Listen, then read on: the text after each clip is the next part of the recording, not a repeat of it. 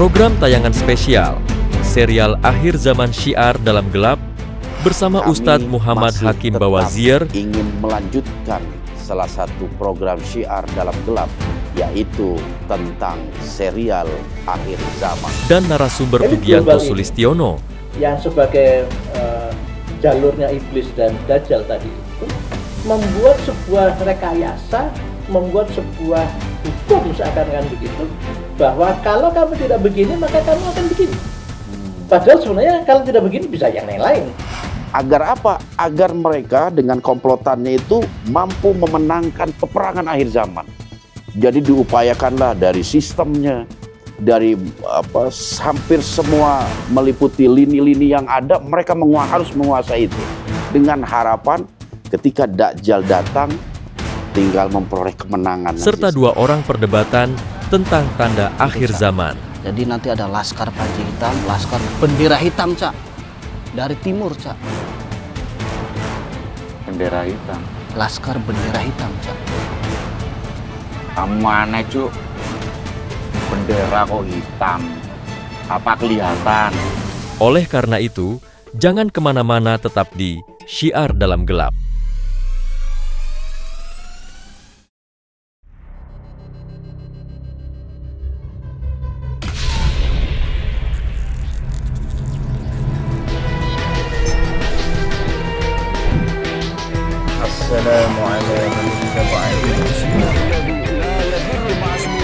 Oleh sebab itu, jaga terus iman, ilmu, dan amal kita.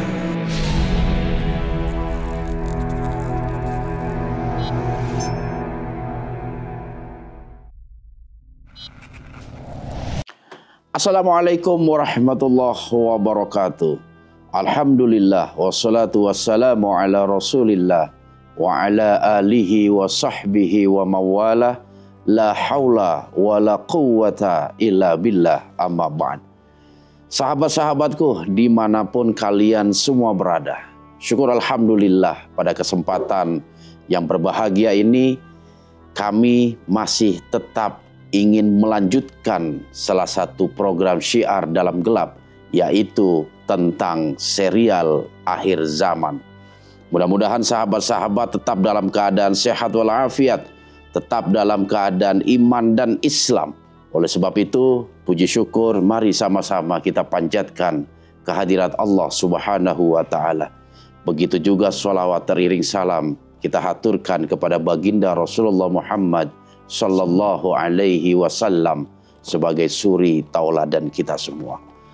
Sahabat-sahabatku, memang pembicaraan tentang akhir zaman ini akan selalu menjadi pembicaraan yang sangat menarik. Bukan saja pada masa kita, tetapi masa-masa terdahulu, bahkan sejak masa para sahabat, mereka kerap sekali membincangkan tentang tanda-tanda kedatangan hari kiamat. Karena memang hanya di ranah itulah kita yang diperbolehkan untuk membincangkan. Tetapi untuk mengetahui kapan terjadinya kiamat, tentu itu semua menjadi ranah Allah Subhanahu wa Ta'ala. Karena hanya Allah lah yang maha mengetahui kapan terjadinya hari kiamat.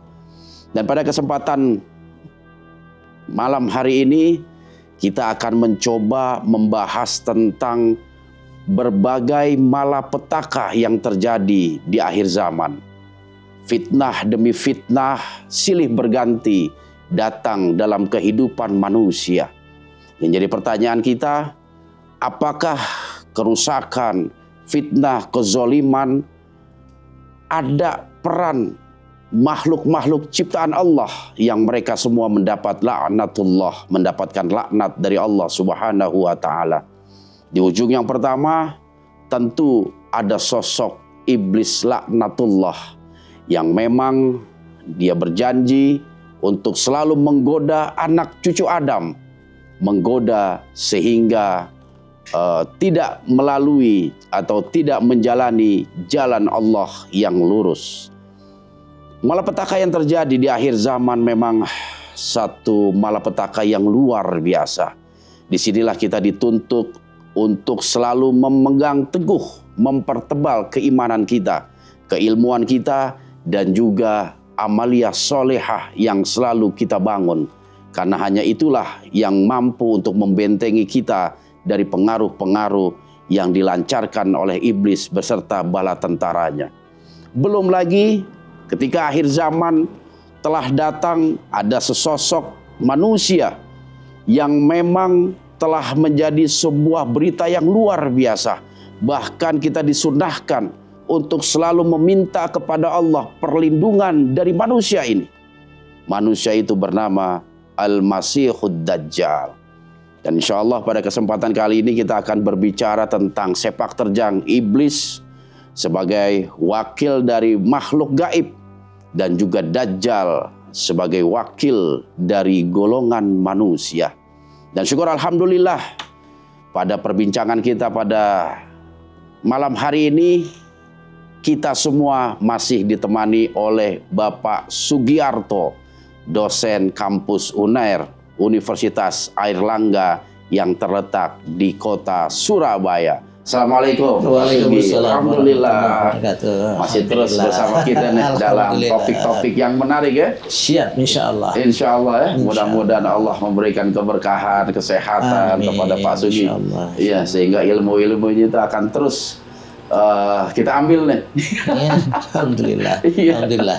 Iya, karena memang pengalaman Pak Sugi ini luar biasa, baik melalui penelitian, eksperimen, dan lain sebagainya. Dan sepertinya memang kita membutuhkan dan haus sekali akan informasi itu. Apalagi malam hari ini ada topik yang sangat menarik ini, terutama dengan dua sosok makhluk ciptaan Allah yang memang betul-betul menjadi godaan gitu, cobaan gitu yang luar biasa, baik iblis laknatullah ataupun Dajjal. Dan sahabat Syiar, pada kesempatan kali ini juga saya ditemani oleh Uli Noha. Ya, beliau ini ketua LSDG Korwil Solo Raya. Ya, Pak. Assalamualaikum. Waalaikumsalam. Ya, Alhamdulillah. Nah, nanti ada kesempatan bertanya langsung kepada Pak Sugi. Dan juga ada Al-Mukarram Pangling ya. Seharusnya itu di sini yang di sini. Oke, ada Johan Hadi Saputra. Alhamdulillah sehat. Alhamdulillah. Dan juga Kang Acep Bujani. Insyaallah nanti itu kalau mau tanya-tanya secara langsung boleh ke Pak Sugi ya. Siap. Oke, Pak Sugi, ini tentang tema kita pada malam hari ini, gimana menurut Pak Sugi? Ini kayaknya emang menarik ketika kita membahas dua sosok ini nih, dan peran mereka di akhir zaman ini yang sungguh luar biasa ini. Bagaimana tanggapan Pak Sugi? Iya, jadi ada sesuatu yang apakah memang ini direncanakan atau tidak direncanakan? Itu bahwa selama ini SDG melakukan aktivitas dengan yang tidak kelihatan, dengan yang tidak berjasad, begitu. Nah, ujungnya itu adalah Azazil, ujungnya adalah iblis, gitu. Sementara dalam waktu-waktu yang dekat ini, SDG juga membahas tentang akhir zaman yang ujungnya adalah Dajjal. Jadi dua sosok ini memang adalah dua sosok yang menjadi ujung dari permasalahan dunia ini, begitu. Jadi kalau misalkan kita mencoba membuat atau memerangi iblis dan pasukannya yang di situ mereka menggoda manusia untuk melencengkan manusia dan sebagainya, maka sebenarnya kita juga perlu membahas sebenarnya di sisi manusianya. Di sisi manusianya itu sebenarnya apakah memang juga mereka melakukan sesuatu yang membuat kita menjadi melenceng daripada kekuatan dekat dengan Allah, melenceng dari jalur yang harusnya kita lalui, dan apakah memang benar mereka itu mencoba membuat supaya ketika terjadi perang akhir zaman nanti itu mereka tidak berhadapan dengan musuh yang setara. Gitu. Menarik ya.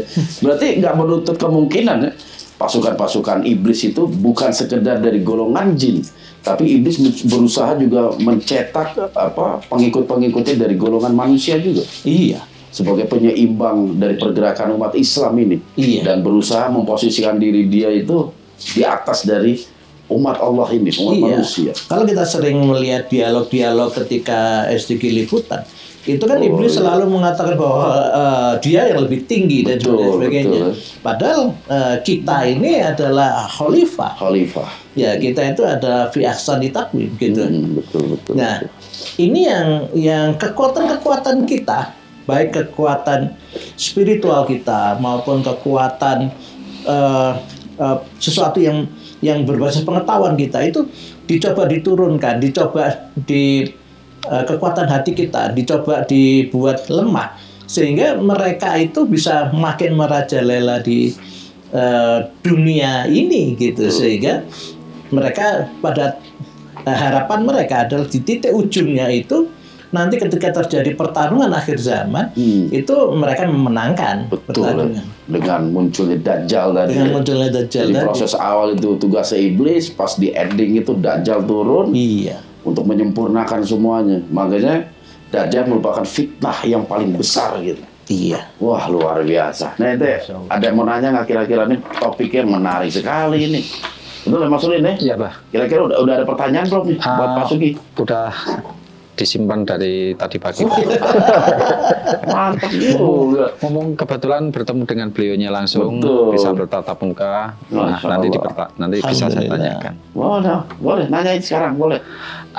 Selamat malam Pak Sugi. Malam.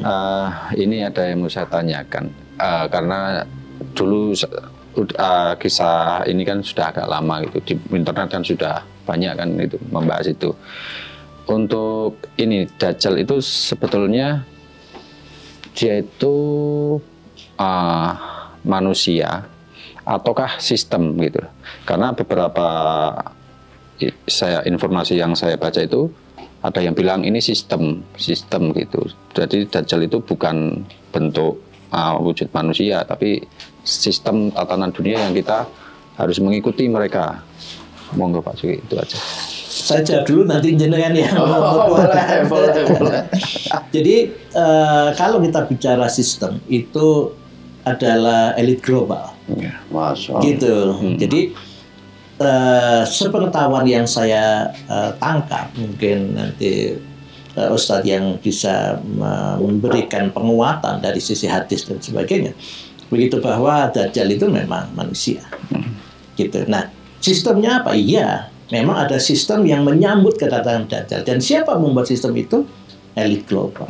Ini yang beberapa kali kita diskusikan. Nanti hari ini kita akan diskusikan lebih tajam lagi bagaimana elit global itu benar-benar membuat kita itu down. Membuat kita itu down dari sisi semangat, dari sisi kepercayaan diri, dari sisi ekonomi, dari sisi apapun, pendidikan dan sebagainya.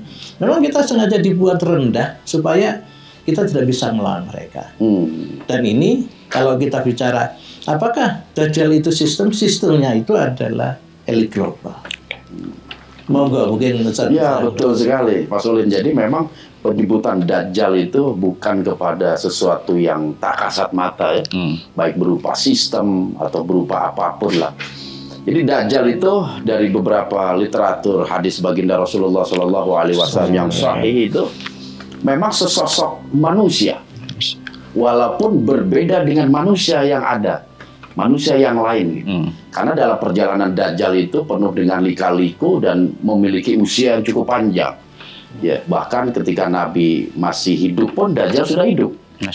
Jadi tinggal nunggu dibukanya, jadi dilepasnya itu kerangkengnya Dajjal dari beberapa hadis, terutama hadis Tamim Ad-Dari itu yang sangat terkenal tentang kondisi Dajjal di saat zaman baginda Rasulullah SAW. Dan ini juga diperkuat dengan ciri-ciri fisik yang Nabi sebutkan.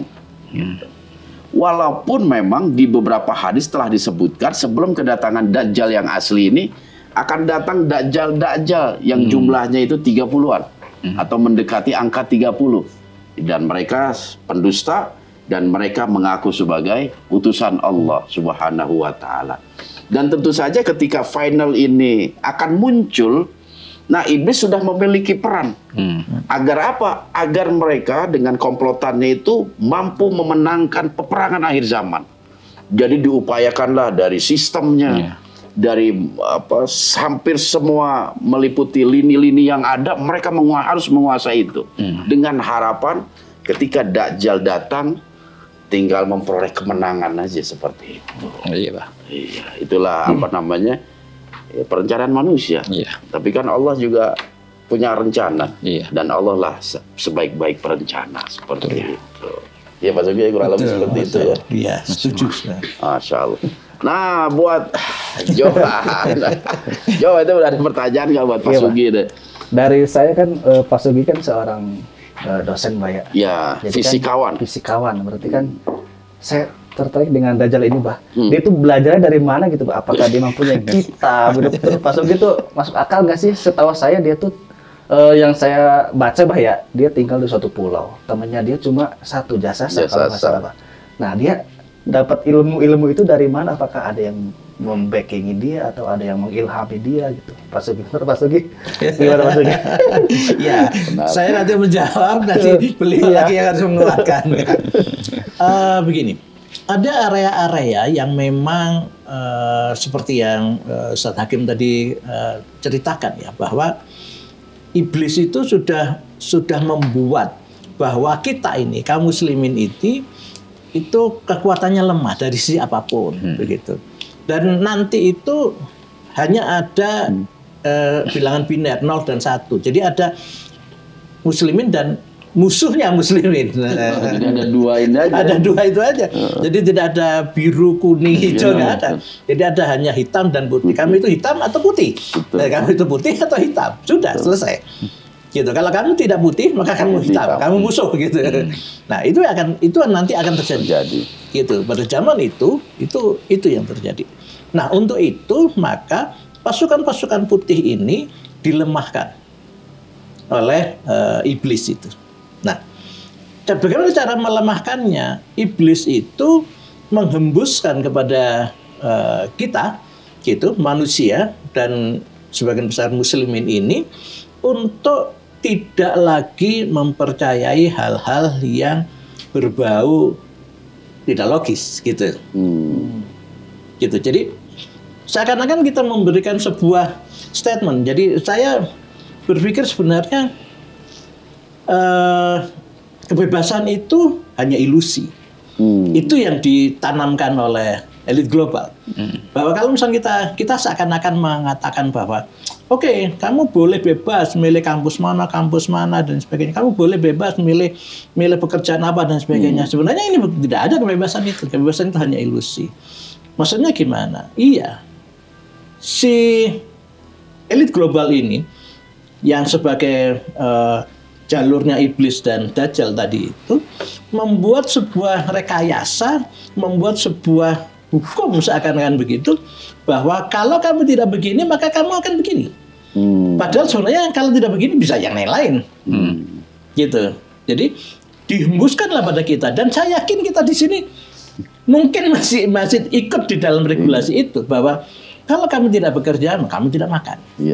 Malah kalau kamu tidak ke kampus maka kamu tidak bisa bekerja, dan berarti kamu tidak bisa makan. Begitu. Jadi seakan-akan kita itu sudah istilahnya dibuat sebuah hukum di kepala kita. Gitu.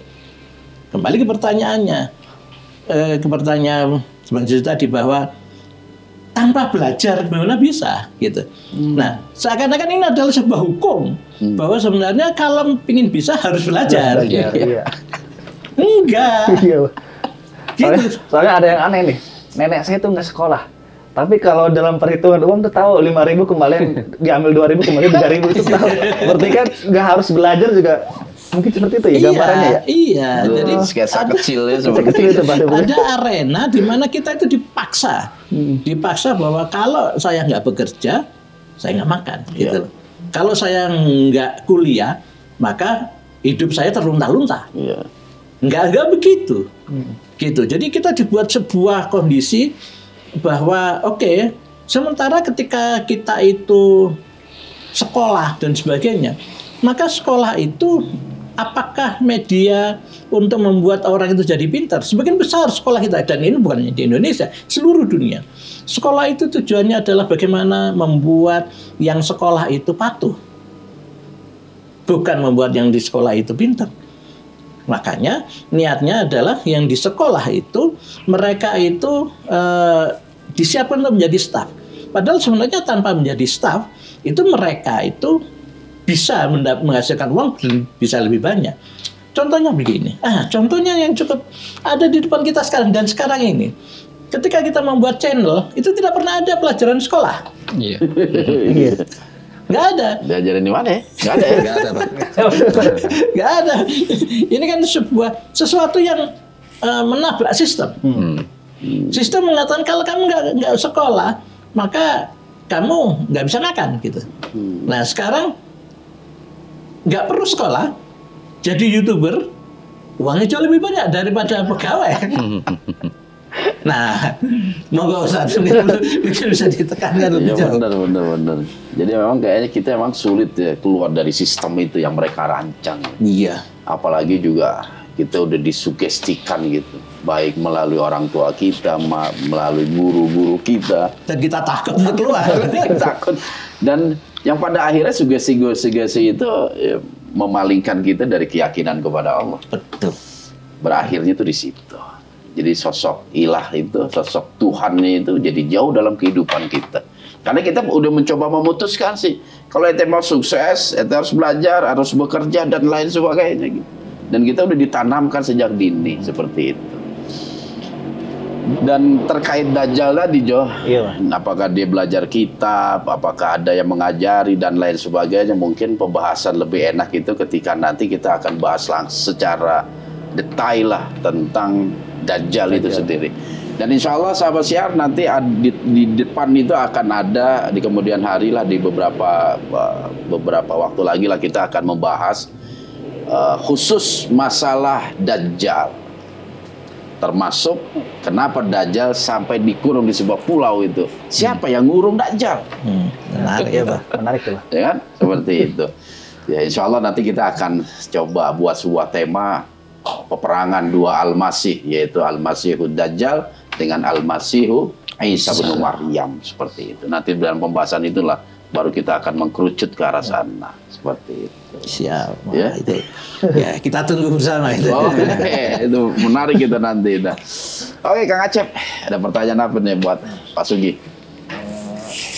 Ini Ustaz, kan dalam Al-Quran itu dijelaskan bahwa iblis itu akan berjanji kepada Allah. Oh iya, gini Pak, kan dalam Al-Quran itu iblis berjanji kepada Allah akan terus menggoda anak cucu Adam. Nah, kaitan dengan di alam nyata ini, itu yang tadi dibahas bahwa adanya sistem yang memang ditransfer oleh iblis itu. Nah, untuk kita mencoba untuk secara akademisi itu, untuk membuktikan itu adalah suatu hal yang disebutnya terbukti secara eksperimen Ilmiah lah itu.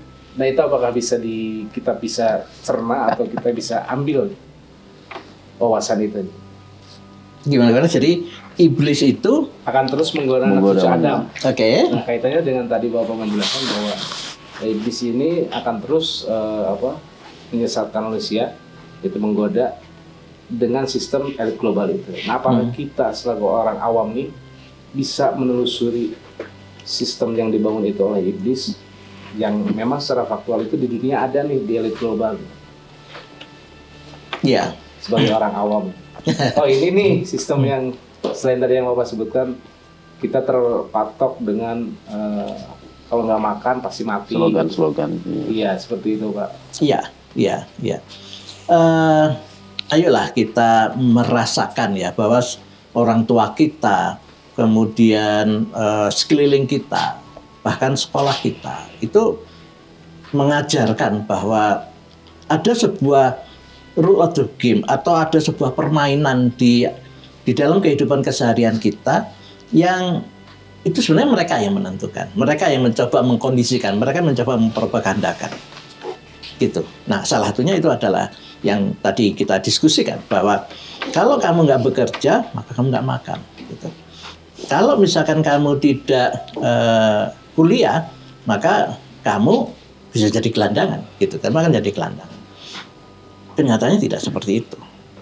Gitu. Kita sering banyak melihat orang-orang yang lulusan SD, SMP itu pun pernah ada yang jadi menteri kan? Iya. Bisa jauh lebih sukses. Jauh lebih sukses gitu. Nah, oke. Artinya jargon-jargon seperti itu memang sengaja dimunculkan. Dan banyak lagi jargon-jargon seperti itu yang memang tujuannya adalah membuat kita jauh dengan kekuatan ilahiyah. Gitu. Jadi ada apa sih mereka untuk membuat kita jauh dari kekuatan ilahiyah? Karena mereka pasti kalah kalau misalnya kita mendekati dengan kekuatan ilahiyah itu. Gitu. Maka untuk itu digembar-gemborkan lah. Jadi misalkan saja kita di sekolahan, ayo kita misalnya sekolah ekonomi, fakultas ekonomi. Ayo kita menggunakan bagaimana berdoa dengan baik supaya bisnis kita lancar. Itu tidak akan pernah ada pembahasan itu. Gitu. Karena bagi hukum yang ditentukan oleh mereka, sekolah itu adalah regulasi yang dibuat oleh mereka. Sekolah dari awal sampai akhir itu yang sekarang itu sebenarnya gini ya, di sekolah itu siapapun yang masuk, baik itu istilahnya dia bebek, dia ayam, dia kucing. Ketika sekolah itu adalah sekolah untuk berenang, maka siapapun yang ada di sana dipaksa berenang. Begitu. Padahal sebenarnya setiap individu ini punya karakter sendiri-sendiri. Gitu, punya karakter sendiri. Jadi misalkan saya, ya karakternya adalah saya pedagang. Tapi yang terjadi di sekolahan, saya harus melakukan sesuatu yang sesuai dengan yang dikatakan kurikulum tadi itu. Nah, sementara di kurikulum itu, apakah semuanya itu akan sesuai dengan apa yang saya butuhkan? Tidak. Tidak, betul. Gitu. Dan kita coba sekarang, kita semualah, kita rasakan. Ketika kita dulu sekolah, dan sekarang, pelajaran mana yang kita pakai? Berapa persen? Nah, hitung-hitungan bahwa kita bisa hitung, iya, kita bisa hitung-hitungan, berarti sudah cukup dong, gitu. Secara dasar. Secara dasar kita sudah cukup gitu. Terus kemudian kenapa harus kita diajari yang lain-lain sehingga akhirnya kita menjadi tidak fokus pada kekuatan kita sendiri, kepada potensi kita sendiri, begitu. Jadi pernah ada seakan-akan ada kuesioner gitu, seorang yang lulusan prodi tertentu. Oke, apakah ilmu-ilmu ketika kamu kuliah tadi itu kamu pakai? Maka sebagian besar mengatakan sudah akan saya pakai. Gitu. Dan ilmu kuliah yang pernah kita pelajari itu ketika kita bekerja, maka relatif maksimal hanya 20% yang dipakai. Yang dipakai. 80% terus ngapain? Begitu. Makanya sebenarnya pendidikan yang akan datang itu harusnya sudah tidak seperti sekarang lagi. Pendidikan bersama-sama. Ini kan istilahnya proses pengendalian. Gitu. Jadi pendidikan itu sebenarnya saya mau belajar ini terserah saya dong. Gitu. Saya nggak perlu belajar yang semuanya yang saya tidak butuhkan. Gitu. Dan kapan saya belajar dan kapan saya pingin untuk lulus belajar itu harusnya sudah terserah masing-masing. Jadi masuk anggap aja misalkan status perguruan tinggi, masuk kuliah itu harusnya bisa kapan saja. Gitu. Bisa kapan saja, nggak harus saya harus berbarengan bersama sehingga ketika berbarengan bersama itu maka ini akan terjadi pengontrolan, ada seragam, ini adalah sebuah pengkondisian untuk kita memang disiapkan untuk menjadi orang yang diatur. Ini adalah proses pengaturan. Gitu. Apakah ini Pak Sugi, sistem pendidikan kita itu yang sekarang ini apakah sistem perbudakan? Jadi gini maksudnya, Berat kita ini. itu pendidikan sekarang itu sebenarnya yang menurut saya itu, kalau kita sekolah itu harusnya kita menciptakan lapangan kerja, bukan untuk mencari kerja. Sekarang itu kebanyakan sekolah itu untuk mencari kerja, bukan untuk menciptakan lapangan pekerjaan. Apakah ini suatu yang dikondisikan Pak Sugi? Jadi sudah bertanya dan menjawab sendiri. Mungkin lebih penguatan. Iya, betul. Jadi kita bisa lihatlah ketika kita sekolah dan sebagainya, apakah kita pernah diminta untuk mengkreasikan sesuatu yang baru? Apakah kita pernah diminta untuk coba memunculkan sesuatu yang belum pernah ada? Inovasi yang belum pernah ada. Kemudian ini menjadi sesuatu yang akan booming secara ekonomi dan sebagainya? Tidak. Apa yang dilakukan di sekolahan itu adalah kita diminta mempelajari apa yang sudah dilakukan oleh orang. Oke, bab ini, peneliti ini sudah ngomong ini, peneliti ini sudah ngomong ini. Apakah itu adalah sesuatu yang akan kita hadapi ke depan? Ya, tidak begitu. Tidak begitu. Bahkan cenderung jangan sampai penelitian yang baru dimunculkan itu ditutup ya Pak. Jangan sampai berkembang. Gitu. Orang ditahan. Ketika ada sesuatu yang baru, maka para kapitalis ini akan pegang kendali. Gitu. Jadi misalkan saja kita bisa menemukan teknologi komunikasi yang lebih efisien dan sebagainya gitu. Maka ketika teknologi efisien itu membunuh sistem telekomunikasi kita, ya pasti diminta berhenti. Pasti akan ada sesuatu sistem yang menghambat. Tapi diambil sama mereka. Diambil sama mereka. Harus dikapitalisasi dan dikembangkan mereka ya. Harus mengikuti sistem mereka. Harus dikapitalisasi. Sekarang pertanyaannya, apakah memang sebenarnya, ayo kita hitung bareng-bareng. Sebenarnya biaya komunikasi kita itu apakah memang sebesar itu? Gitu. Bisa jadi. Sebenarnya biaya komunikasi kita bisa lebih rendah daripada itu.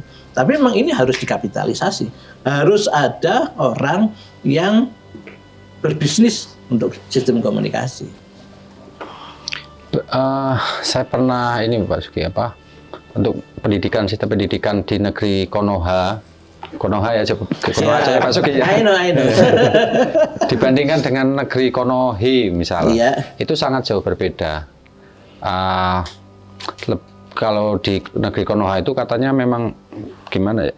Katanya memang kalau bisa itu nggak bisa berkembang, SDM-nya itu tertahan, nggak bisa kayak di negeri Konohe yang anak sekolah itu dari usia dini kan masuk jam 9, pulang hanya sebentar, nggak terlalu banyak teori tapi lebih banyak praktek. Itu apakah benar seperti itu Pak Profesor? Coba kita lihat ya. Jadi ada yang cukup menarik. Ada sebuah negara yang Konohu ya, yang lain. Konohe. Itu ada sebuah negara yang dia statusnya adalah negara yang paling nyaman, yang paling bahagia sedunia. Iya, betul. Gitu. Dia adalah negara yang paling bahagia sedunia. Tapi jumlah bunuh dirinya lebih banyak.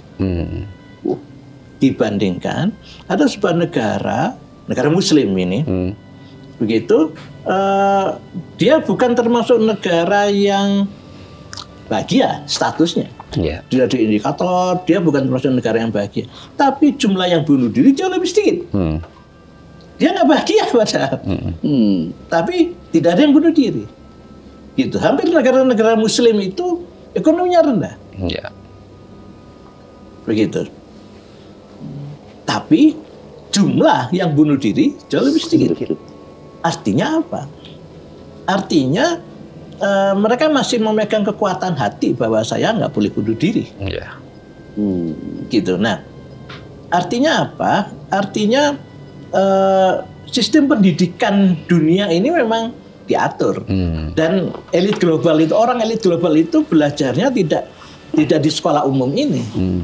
Mereka belajar sendiri. Mereka mempunyai konsep sendiri, mindset sendiri yang berbeda dengan kita.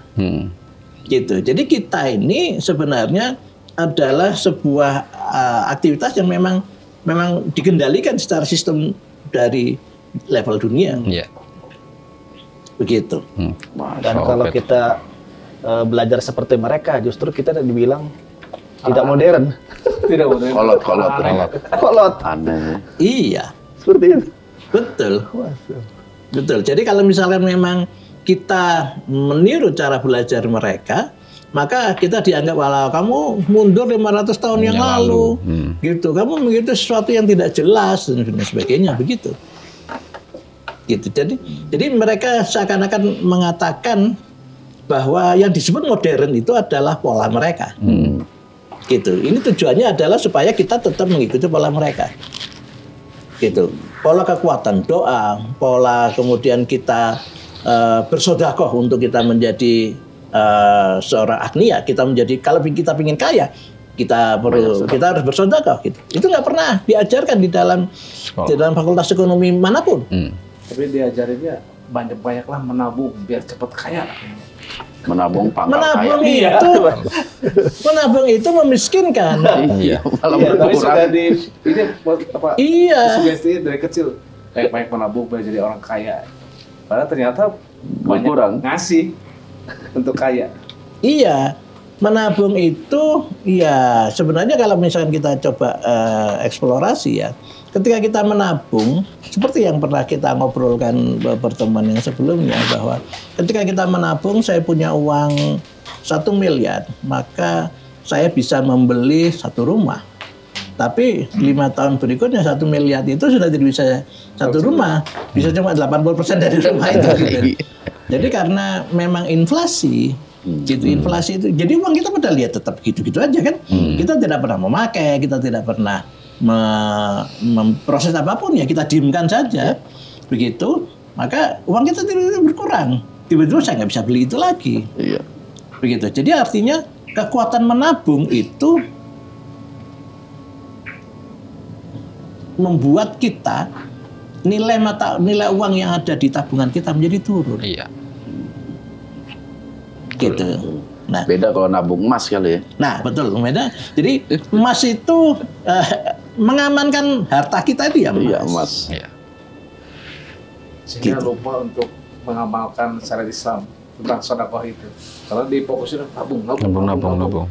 Itu apakah sistem mereka juga untuk melupakan? Oh iya, jelas itu. Jelas bahwa kita ini adalah perang itu tadi ya. Jadi si iblis itu berusaha untuk membuat sebuah sistem, sistem supaya kita menjadi orang yang tidak mengikuti syariat-syariat Allah, begitu. Tujuannya adalah kita menjadi lemah, gitu. Dari sisi keyakinan lemah, dari sisi harta lemah, dari sisi banyak hal kita jadi selalu lemah, gitu. Negara-negara Muslim itu relatif lemah, begitu. Nah, ini yang memang kalau bisa dikatakan apakah benar-benar ada di depan mata kita? Iya, coba kita lihat, begitu. Dan kalau misalnya kita telusuri lebih jauh, apakah ada misalkan Hindu-fobia? Tidak ada. Kristen-fobia juga tidak ada. Yang ada Islam-fobia. Artinya memang kita sedang diserang dari semua lini. Betul. Makanya pada akhirnya itu akan bertemu 2 kekuatan besar itu. Betul. Hanya 2 itu. Iya, hanya 2. Hitam dan putih. Hitam itu. dan putih tadi. Kalau kita tidak putih, ya sudah, kita musuhnya putih. Gitu. Masya Allah. Kalau ada teringat teori tentang di ilmu psikologi, Prof, ada teori tentang pengkondisian yang dibawa oleh Skinner. Berarti selama ini kita dari mulai lahir nih Sudah Iya. dikondisikan. sudah dikondisikan. Kita itu adalah manusia yang terprogram. Iya. Bahkan dari sejak lahir. Yang lahir. Iya, karena orang tua kita sudah terprogram, sehingga orang tua kita menanamkan program Program itu, itu. dan kita menanamkan program itu. Sehingga kecenderungan di akhir zaman ini kancuran gitu kok. Iya, di akhir zaman itu kita seperti bini-bini yang digiring gitu. Nah sudah, kamu sebentar lagi sudah tinggal disembelih aja. Gitu. Seberapa banyak kita itu misalkan gitu, anak kita misalkan Abi, saya nggak mau sekolah lagi. Oh, gimana kamu nggak sekolah? Kamu Mau jadi apa nanti? Oh, jadi pas kamu itu ya, jadi malah petaka bagi keluarga dan sebagainya. Gitu. Padahal sebenarnya ketika dia bisa keluar dari sistem, misalkan dia menjadi YouTuber, dia membuat sebuah keberanian untuk berbeda begitu, maka dia itu bisa tidak tergantung pada sistem. Gitu. Kita itu sekarang dididik untuk menjadi orang gajian kan gitu. Iya. Betul. Orang gajian. Iya. Untung aneh enggak. Udah enggak Ustaz. Enggak. Begitu. Jadi ya memang itu, karena kan rumusnya juga itu. Rumus kehidupan itu adalah kamu lahir, kuliah, ini gajian, mati. Iya. Udah rumusnya itu sudah, nggak ada yang lain. Gitu. Nggak ada ceritanya ini terus kemudian kamu menjadi pebisnis dan sebagainya. Makanya yang menjadi pebisnis itu orang yang berani bertarung untuk keluar dari sistem. Dan selalu ditakut-takuti kan. Kamu berani menjadi pebisnis, kamu berani kere, kamu berani susah, kamu berani begini, macam-macam. Belum jadi pebisnis aja sudah dibayang-bayangi macam-macam, sehingga ada mental block di situ. Belum jadi aja kadang udah, aduh nanti rugi, aduh nanti ini. Iya. Udah berpikir seperti itu. Iya. Oh, saya nak jadi pegawai negeri aja tidur dan sebagainya, gajian gitu. Iya, betul. Tapi ya kecil, gitu kan. Betul. Berlomba-lomba itu. Iya. Masya Allah, luar biasa. Kalau yang tadi itu nanti kita akan di yang A sama yang apa? Yang hitam sama yang putih itu. Seluruh dunia kan seperti itu. Nanti akan terpisahkan gitu. Nah, itu apakah negara itu masih ada?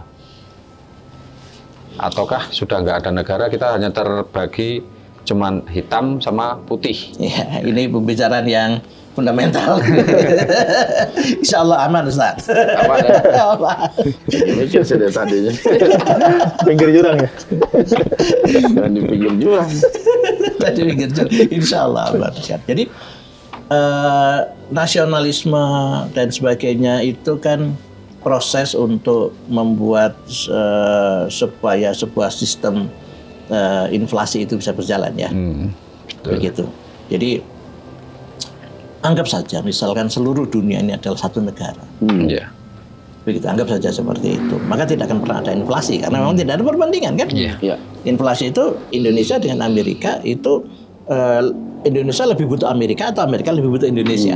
Nah, kecuali kalau misalkan yang menang itu adalah yang pegang kendali. Misalkan Amerika memaksa petrodolar gitu. Siapapun yang bisnis petroleum harus pakai dolar.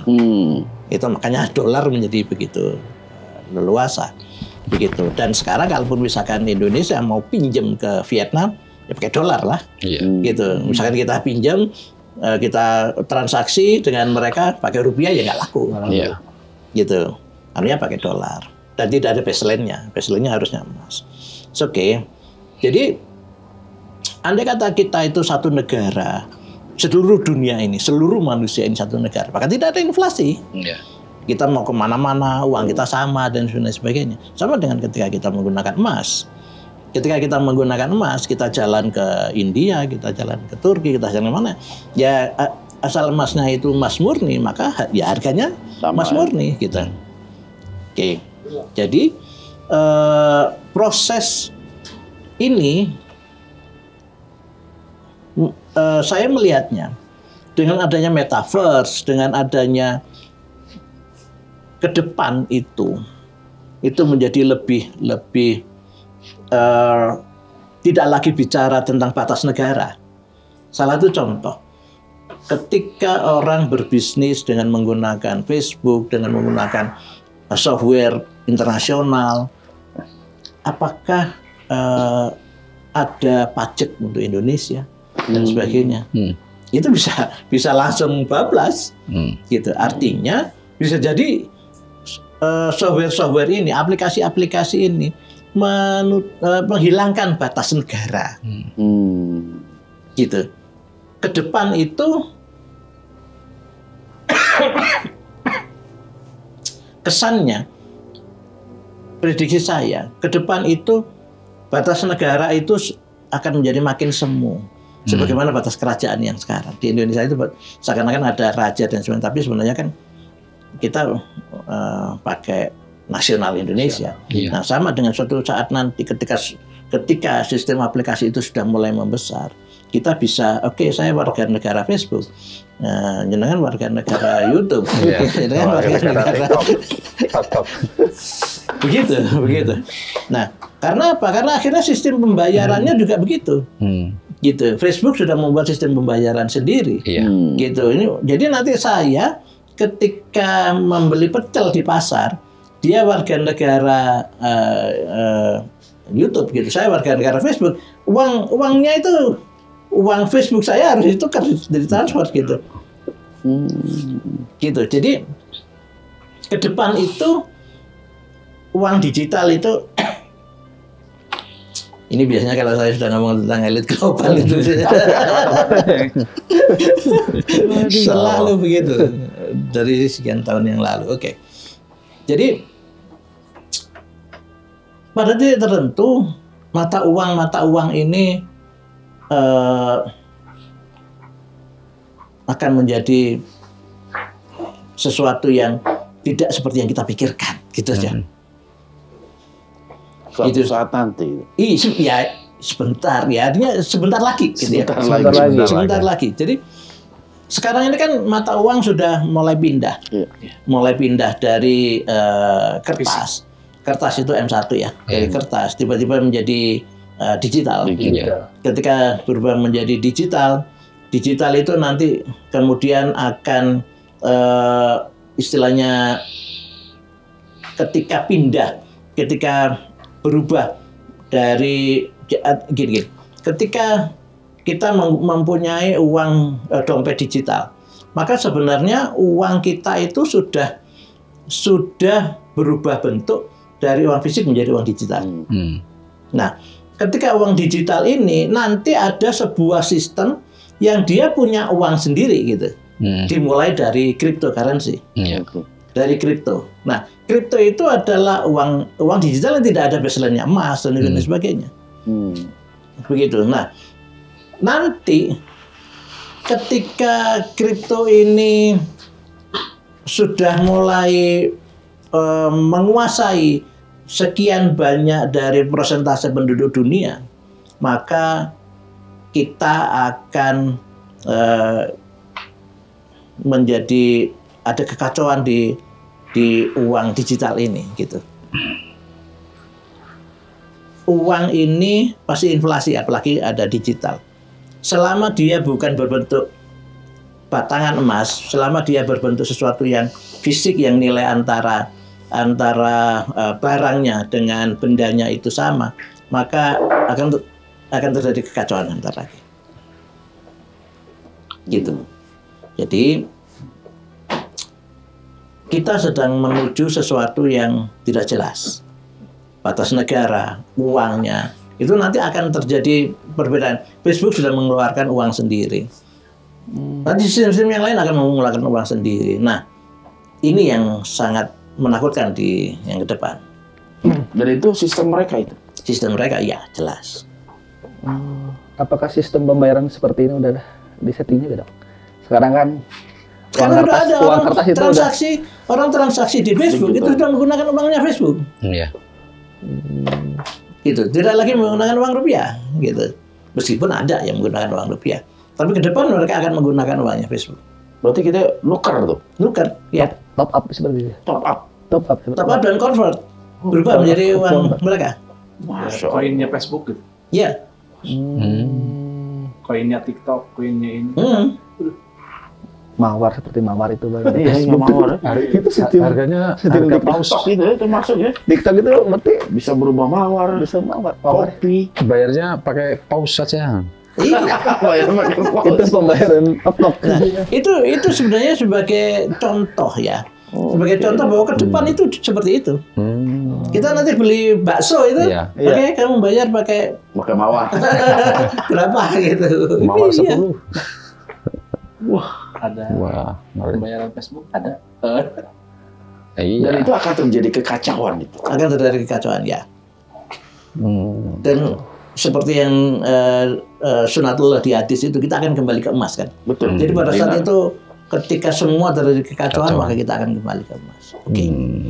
Kembali di inti diskusi kita bahwa mereka sedang bermain untuk membuat sistem. Tujuannya adalah bahwa kita itu hanyut di dalam sistem mereka. Iya. Nah, uang kertas, uang digital dan sebagainya ini kan kita tidak pernah, atau bagi yang tidak sadar, maka kita tidak menganggap bahwa ini adalah sesuatu penggiringan ya. Iya, betul. Gitu, kalau bahasa kasarnya ini adalah sihir. Hmm. Gitu. Jadi kenapa kita tiba-tiba percaya? Gitu. Misalkan saya ngobrol pada Pak Ustadz. Gitu. Misalkan, Pak Ustadz, ayo jenengan harus percaya ini adalah uang saya. Gitu. Nah, jenengan tiba-tiba percaya gitu aja. Gitu. Misalkan saya mengatakan, oke, ini adalah kertas. Kertas ini adalah punya nilai. Bagaimana jenengan tiba-tiba? Oh iya. Kertas itu punya nilai ya. Gitu. Akhirnya dibuatlah perbankan seluruh dunia untuk meyakinkan orang bahwa kertas itu punya nilai. Iya. Dan ketika kita mengatakan ada yang punya uang 100.000, ketika saya sobek menjadi 2 gitu. Saya sobek menjadi 4 gitu. Apakah uang itu sudah bernilai lagi? Tidak. Gitu. Jadi tiba-tiba kita sadar dari sihir itu, ketika uang itu sudah disobek gitu, sudah nggak punya nilai lagi. Jadi bagaimana kita dibuat begitu dahsyatnya si mereka itu punya sihir, sehingga kita tuh dibuat meyakini. Iya.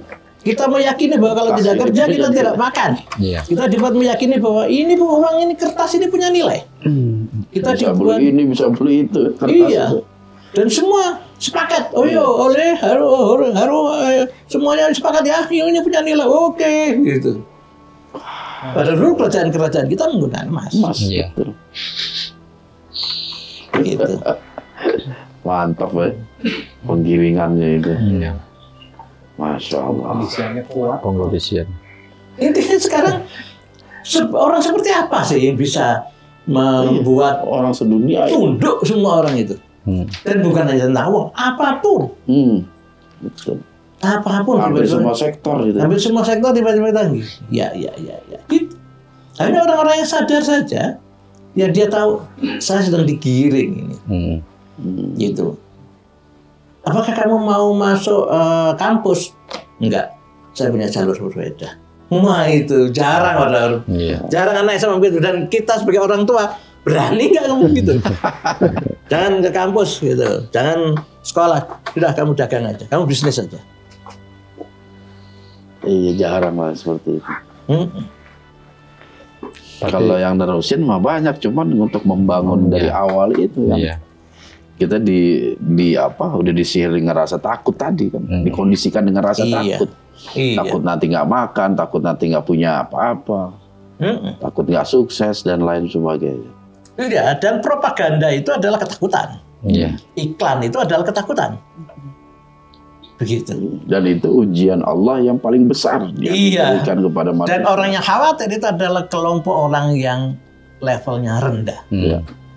Betul, betul. Jadi mereka pakai senjatanya awal. Lah iyalah. Mereka tahu tuh manusia itu ujian yang terbesarnya adalah rasa takut. Nah, maka dipakailah sistem itu. Bagaimana mereka menebarkan rasa ketakutan tadi. Dengan satu hal yang hal itu masuk ke dalam diri kita, dalam pola hidup kita, secara tanpa kita sadari, terpola dengan sendirinya. Seperti itu. Dan semuanya itu bermuara kepada rasa takut. Semua kena rasa takut. Dan itu memang ujian yang paling berat. Takut nggak makan, takut miskin, takut dibodohin orang, takut hilang jabatan, takut nggak dihormati lagi. Ya, sama dengan ketika kita bawa mobil, kita bawa motor, gitu. Ketika kita jalan, ketika dompet kita nggak ada uang, takut kan kita? Iya. Takut kenapa-napa. Takut kenapa-napa. Kenapa ya belum jelas kan? Akhirnya terjadi belum bro. jelas. Karena takut ya Iya. kenapa. Iya. Dan itu sudah diprogram sama kita, itu orang yang sudah diprogram. Bisa nggak kita di riset tubuh kita ini? Enggak, saya nggak mau ikut programnya Elite Global. Iya. Gitu. Bismillah aja jalan. Iya. Lah, tawakal. Berani kita begitu. Berarti saya termasuk orang tawakal ya, Pak? Kenapa itu? SIM saya kan sudah habis 2 tahun yang lalu. Dan saya yakin saya nggak akan kena rahasia gitu. Alhamdulillah sampai sekarang selamat saya. Ketika kita yakin, maka itu yang akan terjadi, gitu. Seberapa kuat keyakinan kita ya? Memang kalau misalnya orang yang sudah level wali seperti beliau begini, Oh, Masya Allah. itu misalkan Wali murid. bensin kita habis gitu, itu diisi dengan air putih pun itu bisa kalau misalnya levelnya wali. Artinya ada sesuatu yang bahwa kita itu adalah khalifah fil ard, kita itu adalah fi ahsani taqwim, kita itu adalah sebagian daripada roh Allah itu ada di kita.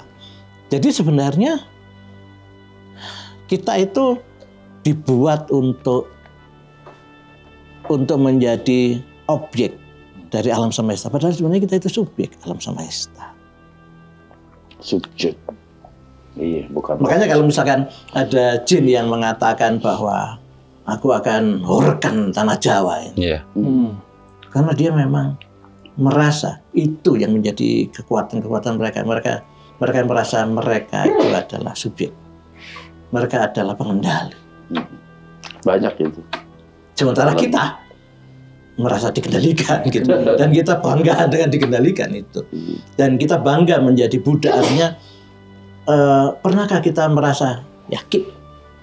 Dan kita mengatakan, nggak bisa, ini plan B, plan C-nya begini. Nah, kita selalu tunduk pada apa yang akan terjadi. Kita tidak menjadi menentukan apa yang akan terjadi.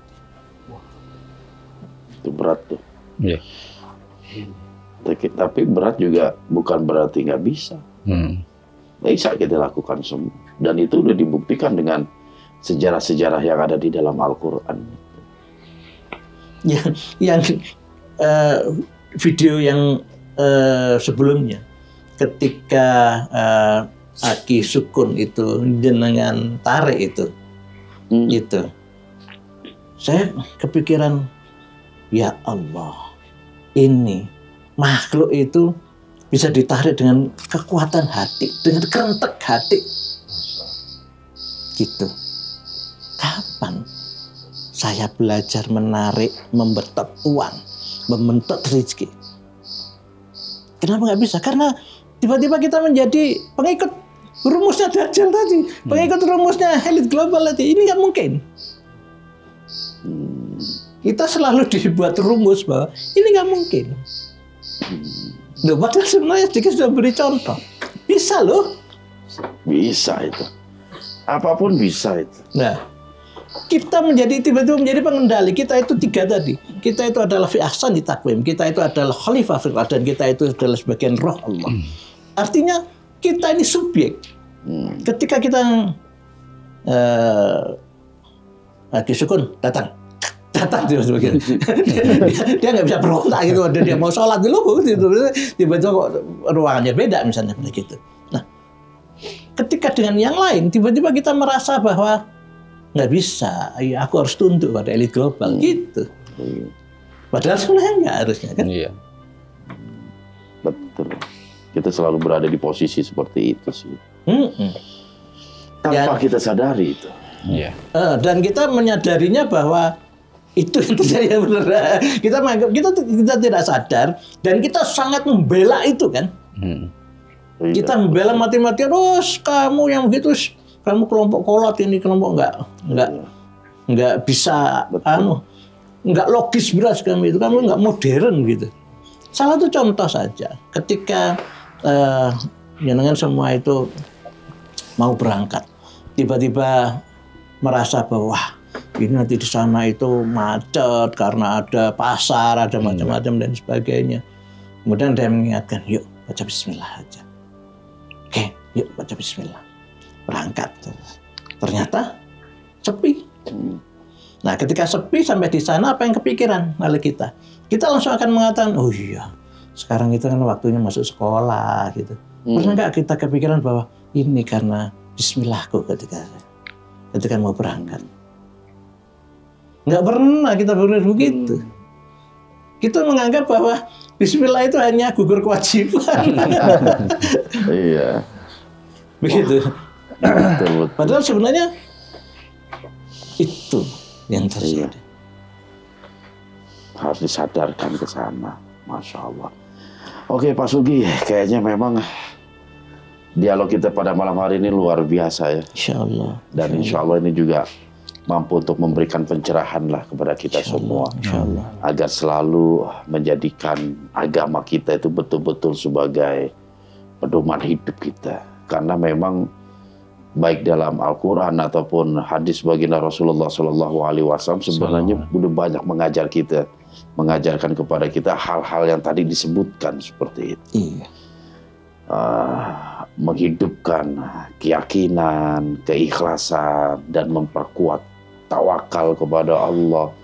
Dan itu semua seolah-olah sudah menjadi satu hal yang sangat jarang diyakini ataupun ada dalam tubuh umat Islam seperti itu. Bahkan kita udah mulai terlena dengan kehidupan dunia, sehingga dunia itu memalingkan kita terhadap hal-hal mungkin yang seharusnya itu yang menjadi tujuan kita yang paling utama. Di dalam surah Al-A'la itu Allah berfirman, walal akhiratu khairu wa abqa. Itu karena kita lupanya di situ. Ya, sehingga kehidupan dunia itu yang selalu menebarkan rasa takut kita. Takut nggak makan, takut miskin, takut bodoh, dan lain sebagainya. Padahal kehidupan akhirat buat kita itu adalah kehidupan yang betul-betul nyata dan abqa, yang lebih kekal. Dan seharusnya kita sebagai umat Islam udah mulailah menjaga kekuatan hati atau membangun kekuatan hati, bukan sekedar kekuatan pikiran, tapi kekuatan hati. Sehingga kita mampu untuk melawan hal-hal yang sudah menjadi sistem di bumi. Iya. Ingat kuncinya itu, kita khalifah. Iya. Maka tetaplah menjadi seorang khalifah. Nah itu, jangan merendahkan diri ya. Seperti itu. Baiklah Pak Sugi, ini nggak terasa udah 1 jam ini. Siap. Iya, Masya Allah. Masya Allah. Dan Alhamdulillah setiap pertemuan selalu membahas hal-hal yang sangat-sangat menarik. Ya, dan mudah-mudahan ini juga bisa bawa manfaat kepada sahabat-sahabat sekalian yang yang terus menyimak tayangan-tayangan terutama yang berkaitan dengan serial Akhir Zaman. Terima kasih Pak Sugi ya, atas waktu dan juga ilmunya. Oke bro, terima kasih banyak bro. Waduh, pertanyaan lumayan. Nanti insya Allah kita lanjut lagi dalam kesempatan-kesempatan yang lainnya. Baiklah sahabat Syiar, ini adalah akhir dari perjumpaan kita. Dan insya Allah serial Akhir Zaman akan terus berlanjut sampai matahari terbit di sebelah barat. Enggak, maksudnya temanya. Karena itu akhir dari alam semesta. Iya, seperti itu sahabat Syiar. Dan mudah-mudahan serial Akhir Zaman ini juga mampu membangunkan, yang memelekkan mata kita ya. Sebenarnya seperti inilah yang terjadi dalam kondisi zaman yang sedang kita jalani. Dan mudah-mudahan Allah selalu menjaga keimanan dalam diri kita. Sehingga kita tidak mudah masuk, terjerumus, dan mengikuti cara-cara yang pada hakikatnya nanti akan merugikan kita semua. Baiklah sahabat Syiar, ingat, jaga terus iman, ilmu, dan amal kita. Dan tetap di Syiar Dalam Gelap. Assalamualaikum warahmatullahi wabarakatuh. Waalaikumsalam warahmatullahi wabarakatuh. Alhamdulillah.